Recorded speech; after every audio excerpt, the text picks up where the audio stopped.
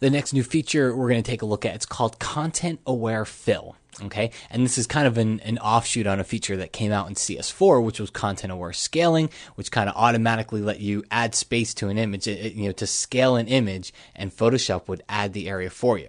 Okay, so Content Aware Fill works kind of the same way.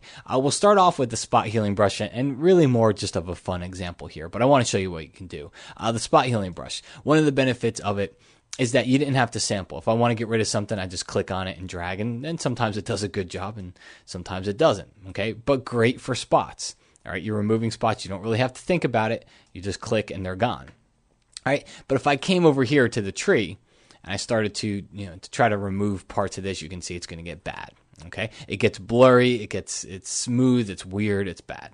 So Content Aware Fill is an option when you're using the spot healing brush. Again, you don't have to sample, but what we'll do here is, let's just come in here and kind of draw and brush all around the tree. I'm just clicking once and I'm just kind of brushing all this in, and I'm not letting up on the mouse button at this point yet. All right, and then we'll just come straight down here and get that part. And now I'm going to let go, and let's see how it goes. Not too bad. So I've got to tell you, I've done this about 5 times. This is actually one of the worst that it's actually done for me, but still not too bad because I can come over here just with a little swipe and get rid of that. We want to get rid of the shadow on the ground. Of course, we can just draw over that, and that does a pretty good job. And if I really wanted to spend some time, and I was serious about this image, which I'm not, I don't think you'll necessarily use it to remove an entire tree, but you could come with the clone stamp tool, and I'm pretty sure we could seamlessly get rid of that horizon line there. Okay, but let's go to kind of more of a real world situation where you got a photo and you want to start to clean some areas up, like this lamppost and maybe some of these barricades back here. Well, let's start off with a selection. All right, so I'm going to make a selection, just a rectangular selection of the lamppost here. All right, so let's zoom in.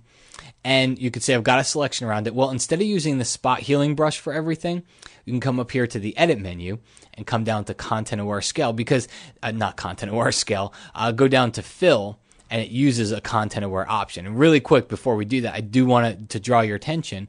When you're using the spot healing brush, you can see the Content Aware option. Okay, so that's kind of how you know what's going on. Same thing goes for Edit Fill. All right, we have this Content Aware option. So you're filling with Photoshop's Content Aware kind of algorithm stuff. So let's just click OK.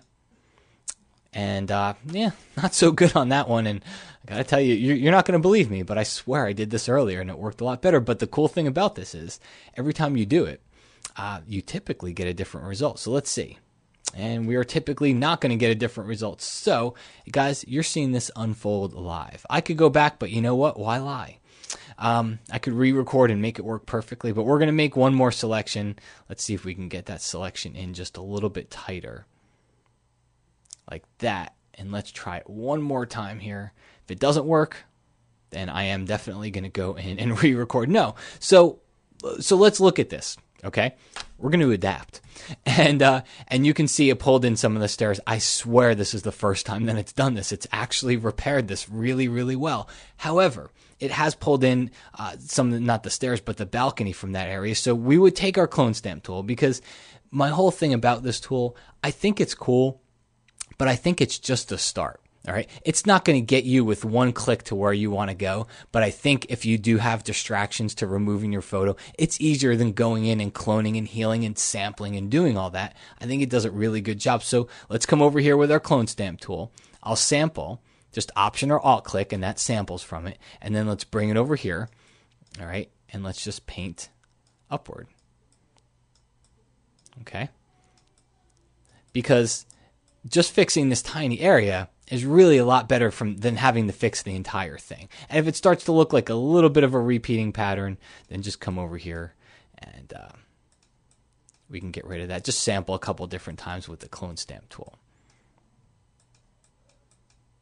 Okay, and we can start to get rid of those repeaters. If I wanted to extend this line across, do the same thing. Just come over there, extend that. All right, so you can kind of see it's not perfect, but it does give us a better starting place. If we zoom in and we start to take a look at, let's get rid of that barricade over here. We're going to use the spot healing brush this time for it. Get rid of that. And each time you click with it, it's kind of going to redo it. So if it doesn't look perfect, then I always just click again. And see if we can get rid of this guy right over here. And I think that does a pretty good job. Over here, you can kind of see it got a little bit funky. So we can give a try. That's not working. Let's switch over to the clone stamp tool and just do a little cloning there. That seems to fix it up. And we do have a little repeater over here with a shadow. So again, just a little bit of cloning should get rid of that. Okay, and let's take a look at the windows. Not really sure if this is going to work or not, and I should quit now because of how my previous example went, but we're going to try it.